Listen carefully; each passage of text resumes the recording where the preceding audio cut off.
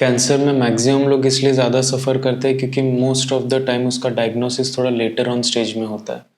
उसके सिम्पटम्स इतने छोटे रहते हैं या माइन्यूट रहते हैं या दूसरे डिसीज़ेज़ से इतने क्लोज़ बाय रहते हैं कि हम फ़िगर आउट नहीं कर पाते कि ये कोई दूसरा डिसीज़ है या कैंसर है। मेरे केस में जो हुआ था, मेरा मिसडायग्नोसिस जो हुआ था जिसको पता चलने में करीब-करीब 8 से 9 महीने लग गए। पहले मिसडायग्नोज़ हुआ एज़ अ टीबी, फिर माइक्रोबैक्टीरियम एब्सेसिस और इस वजह से कम 8 से 9 महीना हमारा डायग्नोसिस पीरियड में चले गए और उस वजह से मेरा कैंसर काफ़ी प्रोग्रेस कर गया। आज अगर वो उतना डिले ना होता, वो जो डायग्नोसिस का पीरियड स्पैन अगर छोटा होता तो शायद पॉसिबली मेरा डायग्नोसिस थोड़ा जल्दी होता और जल्दी होता इसलिए ट्रीटमेंट भी शायद कम होता और मुझे ये 3 साल सफ़र ना करना पड़ता। तो इसीलिए ये वीडियो में मैं मेरे साथ जो सिम्पटम्स हुए हैं वो मैं आपको बताऊँगा, प्लस मिसडायग्नोसिस के मेजर रीज़न्स क्या है वो मैं आपको बताऊँगा और बाकी चीज़ें आप इससे क्या ले सकते हो, क्या-क्या आपको करना चाहिए सो दैट आपके साथ वो ना हो जो मेरे साथ हुआ है। तो एंड तक प्लीज़ बनी रहिएगा। मेरा नाम तीर्थंकर रॉय है और मैं एक स्टेज 4 कैंसर पेशेंट हूँ। मेरे कंडीशन का नाम है हॉजकिन्स लिम्फोमा। तो चालू करते हैं पहले सिम्पटम्स से कि मुझे क्या-क्या सिम्पटम्स थे। इनिशियली मुझे जो सिम्पटम था वो है नॉर्मल एक गले में मुझे ऐसा लगता था कि कुछ अटक रहा है। कुछ भी खाता था तो अटकने जैसा फीलिंग आता था। फिर वो प्रोग्रेस होके मुझे फ़ीवर आने लगा, बट लो ग्रेड फ़ीवर हुआ करता था जो कि बेसिकली 100 से भी नीचे रहता था, 99.7, 99.6 इतना कम होने की वजह से कई बार मुझे समझ में भी नहीं आता था कि मुझे फ़ीवर हो रहा है और उसके साथ-साथ आता था नाइट स्वेट्स। बेसिकली मैं रात को जब सोता था, सुबह उठ के देखता तो मेरे टी-शर्ट्स एंड ऑल भीग जाते थे। तो ये एक सिम्पटम होता था। अनदर सिम्पटम वाज़ कि वेट लॉस बहुत ज़्यादा हो रहा था। वेट लॉस मैं पहले 67 केजीज़ हुआ करता था, मेरा वेट लॉस होके 47 तक आ चुका था। तो करीब-करीब 20 किलो का वेट लॉस मेरा हुआ था, इस कंडीशन के वजह से। फिर प्रोग्रेस होते-होते मुझे इचिंग डेवलप होना चालू हो गया था पैर पे। बहुत ज़्यादा इचिंग होता था, इतना ज़्यादा कि ऐसा लगता था कि मैं सो नहीं पाऊँगा, रात को नींद नहीं आती थी। तो मैं कोकोनट ऑयल एंड ऑल पैर पे लगा के फिर सोने की कोशिश करता था, तो इतना ज़्यादा इचिंग हुआ करता था। फिर वो प्रोग्रेस होके मेरे बैक पे चले गया था, तो बैक में जाने की वजह से मुझे बहुत ज़्यादा पेन होता था। बैक में ऐसा लगता था अंदर से अ, एक थ्रॉम्बिंग पेन होता था बहुत ज़्यादा और उस वजह से धीरे-धीरे फिर मेरे जॉइंट्स में भी पेन होने लग गया और उस दौरान ऐसा हो गया था कि वो पेन के कारण मैं ज़्यादा चल फिर नहीं पाता था। वेट लॉस, वीकनेस, फिर पेन ये सारी चीज़ों की वजह से मेरा चलना-फिरना काफ़ी बंद हो गया था। मोस्ट ऑफ द टाइम मैं बेड पे ही पड़ा रहता था। तो ये करीब-करीब 1 साल तक मेरी हालत कुछ ऐसी थी। अब सेकंड ये हो गया सिम्पटम्स, तो अब मैं बताता हूँ कि मेरा मिसडायग्नोसिस कैसे हुआ। अर्लियर पीरियड में जब छोटा-सा सिम्पटम था व्हिच वाज़ नॉर्मली मुझे ऐसा लगता था कि गले में कुछ तो अटक रहा है, खाते वक़्त या साँस लेते वक़्त हल्का थोड़ा कुछ तो अटक रहा है ऐसा लगता था। तो मुझे लगता था कि नॉर्मल इन्फेक्शन होगा, तो इसीलिए मैं तब नवी मुंबई में रहता था, तो वहाँ पे एक डॉक्टर थे, उनके पास मैं गया था। उन्होंने मुझे मेडिकेशंस दिए थे, तो जिसके बाद मुझे काफ़ी टाइम तक रिलीफ़ मिला था आई गेस अराउंड महीना भर का रिलीफ़ मिला, फिर वापस वो सिम्पटम्स आने लगा।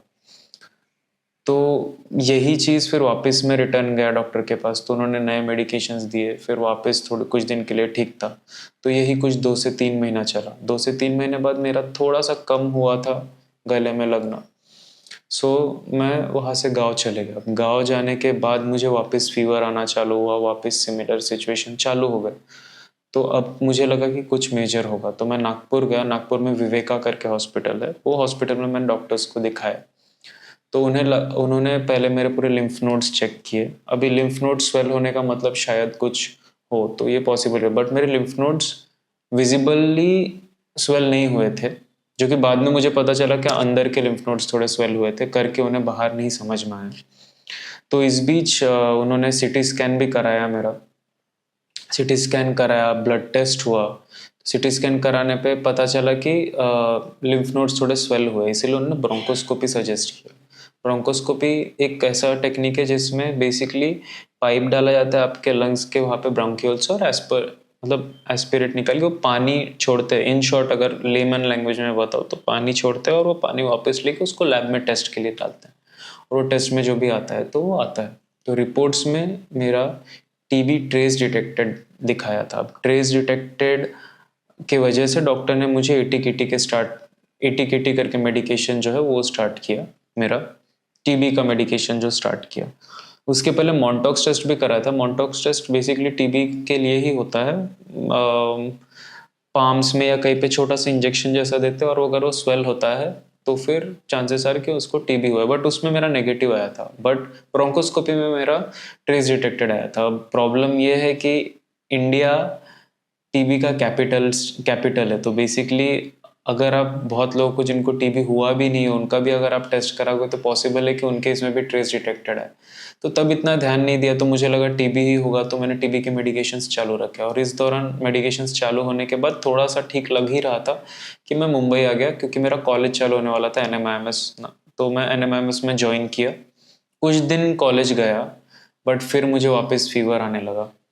फीवर के साथ साथ इस बार वीकनेस भी बहुत ज़्यादा आ गया था और वेट लॉस बहुत ज़्यादा होने लगा। इतना मतलब कि आ, इसी दौरान पकड़ के चलिए मेरा अराउंड 7 से 8 किलो कम हो चुका था।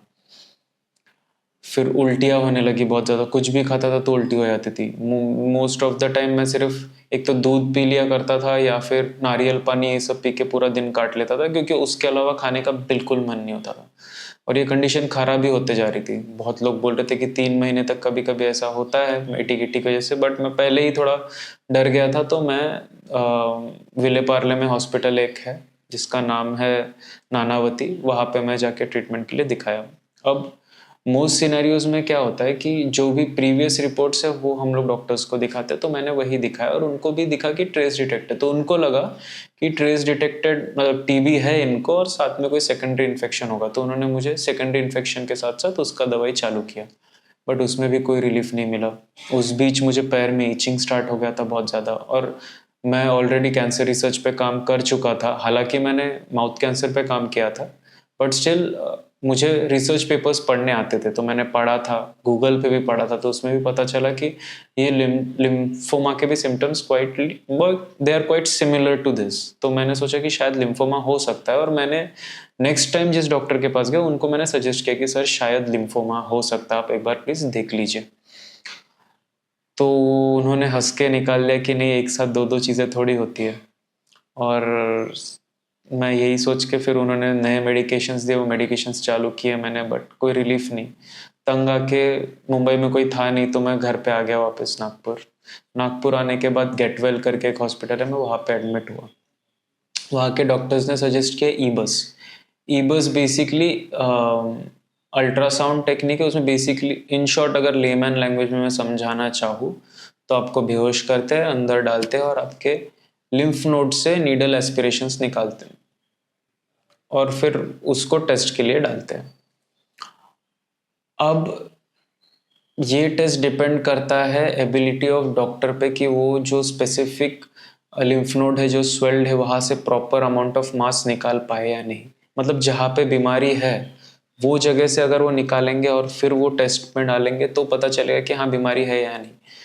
मेरे टेस्ट में शायद वो नहीं हो पाया, तो जो सैंपल्स उन्होंने निकाले उसमें बीमारी नहीं थी और वो डिटेक्ट नहीं हो पाया, तो उन्हें भी लगा कि शायद ये कैंसर नहीं है या लिम्फोमा नहीं है। तो उन्होंने मुझे वापस सिमिलरली एंटीबायोटिक्स पे रखा, और इस बार सलाइन से चढ़ रहा था सब एंटीबायोटिक्स, तो ये कंटिन्यू चलते रहा काफ़ी टाइम तक। अब इस बीच ऐसा हुआ कि मेरा कैंसर ट्रैवल होके मेरे बैक तक चले गया था और मुझे बैक में बहुत शार्प पेन होने लगा। सो नहीं पाता था मैं, पेन किलर्स लेके सोने पड़ते थे, तो इतना ज़्यादा पेन होने लगा। और यही सब देख के हमने सोचा कि नहीं यार, कोई दूसरे डॉक्टर को दिखाते हैं। फिर मैंने दूसरे डॉक्टर को दिखाया, उनका नाम है समीर लोते। तो उन्होंने मेरा केस स्टार्ट से लेके एंड तक पूरा देखा कि कितना टाइम हो गया है, क्या क्या मेडिकेशंस लिए। अब तक जितने भी मैंने डॉक्टर्स को देखा किसी ने इस तरीके से नहीं देखा था। सब लोगों ने देखा हाँ चलो ठीक है, फर्स्ट लाइन ऑफ ट्रीटमेंट चालू करते हैं, तो एंटीबायोटिक्स दिए काम नहीं कर रहा है, फिर दूसरा, तो इस प्रोसेस पे वो लोग बिलीव करते थे। ये सर जो थे काफ़ी पोलाइट तरीके से बैठे, सारा केस देखा कि क्या हो रहा है या नहीं, और उन्होंने मुझे एंड में बोला कि this is high time, you should get a PET scan done. अब पेट स्कैन एक ऐसा ये है कि पेट स्कैन आपको हर कोई बोलेगा तो आपको नहीं, डॉक्टर लिख के देगा उसके बाद ही आप पेट स्कैन कर पाओगे। तो मैं पहले ही सोच के रखा था कि पेट स्कैन कराना चाहिए, बट रिटर्न में मुझे पहले इन डॉक्टर ने दिया और इनके बदौलत फिर हमने वापस पेट स्कैन करा और पेट स्कैन में पता चला कि हाँ शुगर का अपटेक है नोड्यूल्स में, तो चांसेस आर कि कैंसरस हो सकता है। तब रियलाइज हुआ कि मेरे यहाँ पे एक लिम्फ नोड है जो कि स्वेल होके है, एक्सटर्नली वो दिख नहीं रहा था ऑब्वियसली, तो इसीलिए कोई फिगर आउट नहीं कर पाए कि इनका लिम्फ नोड स्वेल हो रहा है या नहीं, बट बाद में समझ में आया यहाँ पे, तो अंदर बहुत ज़्यादा डीप हाथ लगाने के बाद समझ में आता था कि मेरा लिम्फ नोड ये स्वेल्ड है। फिर वहाँ से बायोप्सी निकाल के वो लिम्फ नोड निकाला गया और फिर मुझे पता चला कि मुझे हॉजकिंस लिम्फोमा है, और ऐसे हुआ मेरा डिटेक्शन। इस डिटेक्शन में करीब करीब लग गए, मान के चलिए साल भर, मतलब 11 महीने के आसपास तो डिटेक्शन में ही लग गया। और इस बीच मेरा कैंसर पहले बहुत कम, होपफुली बहुत कम था, और फिर इतना डिले होने की वजह से वो बहुत ज़्यादा प्रोग्रेस कर गया, और जब डिटेक्शन होके पता चला दैट वाज ऑलरेडी स्टेज 4। तो इस बीच काफ़ी डर गया था मैं कि क्या होगा क्या नहीं। तो बहुत कुछ हुआ। अगर आप ये वीडियो देख रहे हो और आपके अराउंड सराउंडिंग में कोई है जिनको है कैंसर या आपको सिमिलर सिम्टम्स हो रहे, तो आपको डर समझ में आ रहा होगा। तो ये सारी चीज़ें महसूस करनी पड़ी, बट फिर जाके मेरा ट्रीटमेंट चालू हुआ, और दैट्स हाउ एक फॉल्स डिटेक्शन की वजह से मेरा कैंसर स्टेज 4 में जाके डिटेक्ट हुआ। अब इस चीज़ से आप क्या ले सकते हो? पहला चीज़ है कि डॉक्टर्स अच्छे होते हैं, उनका इंटेंशंस भी अच्छा होता है, बट द डिफरेंस इज कि ज़रूरी नहीं है कि उनको सारे एस्पेक्ट्स के बारे में पता हो। आपके आपके खुद के पास थोड़ा नॉलेज रहेगा, डॉक्टर्स के पास थोड़ा नॉलेज रहेगा, आप खुद के सिम्टम्स को जस्टिफाई करोगे कि हाँ ये मुझे ऐसा फील हो रहा है सर, तो एक सॉल्यूशन फाइंड आउट करने में बेटर होता है। तो it is very very important कि आपको भी चीज़ों का नॉलेज हो, आप भी अपने सिम्टम्स को थोड़ा एनालाइज कीजिए कि क्या है क्या नहीं, बॉडी का ध्यान रखिए, रेगुलर ब्लड टेस्ट कीजिए, मतलब 3 से 6 महीना अगर आप ब्लड टेस्ट कराते हो, रेगुलर टेस्ट अगर कराते हो, which is a good thing to do. Fitness में थोड़ा ध्यान दीजिए, खाना अच्छा कीजिए, एंटीऑक्सीडेंट्स रिच फूड लीजिए, ब्लड टेस्ट जैसे सीबीसी हो गया, ईएसआर हो गया, ये सारी चीज़ें टेस्ट कराते रहिए, सो दैट आपको पता चले अगर बॉडी में कोई गड़बड़ है तो। क्योंकि अगर इनिशियल टाइम पे कैंसर इतना बड़ा नहीं दिखता, हल्का सा खांसी या थोड़ा सा छाला जैसा, या अलग अलग कैंसर के केसेस में एक्सटर्नली कभी दिखता नहीं, और कभी दिखता भी है तो बहुत छोटा ही रहता है, तो हम लोग सोचते हैं कि ये वो होगा ये वो होगा, तो हम लोग छोड़ देते हैं भगवान भरोसे कि ठीक हो जाएगा करके। बट फिर जब फाइनली वो ज़्यादा बड़ा होके आता है तब हमारे पास कोई रास्ता रहता नहीं है। तो आप ये गलती प्लीज़ मत कीजिए, चीज़ों को सीरियसली लीजिए, रेगुलर ब्लड टेस्ट कीजिए, डॉक्टर्स को दिखाइए, विजिट कीजिए उनको थोड़ा फ्रीक्वेंटली, क्योंकि आपका ब्लड टेस्ट 6 महीने में, 6 या 3 महीने में भी कराओगे तो 1000-1200 का खर्चा है। कैंसर एक बार हो गया तो मेरे अभी 60-70 लाख रुपए खर्चा हो चुके हैं, और अभी भी गारंटी नहीं है, और उसके पीछे का सफरिंग तो आप छोड़ ही दीजिए। तो ध्यान रखिए। बाकी आपका अगर कोई क्वेश्चन होगा, अगर आपके सराउंडिंग में या आपके फैमिली में किसी को कैंसर है और आपको कोई गाइडेंस चाहिए, हेल्प चाहिए, तो मुझे प्लीज़ टेक्स्ट कीजिए। मेरे लिंक होंगे इस वीडियो के नीचे इंस्टा पे, आप अगर उस पर टेक्स्ट करेंगे उस पर कांटेक्ट कर सकते हो। मेरे ट्रीटमेंट के दौरान मेरे पास कोई था नहीं गाइड करने के लिए कि क्या करना है या क्या नहीं, तो मुझे बहुत भाग दौड़ करके हर एक चीज़ सीख के फिर करना पड़ा, और मैं नहीं चाहता कि ये चीज़ आपको भी फेस करना पड़े। तो मेरे एंड से जो हो पाएगा आप मुझे कांटेक्ट करने का ट्राई कीजिए, तो शायद जितना मेरे से हो पाएगा मैं हेल्प करने का ट्राई करूँगा।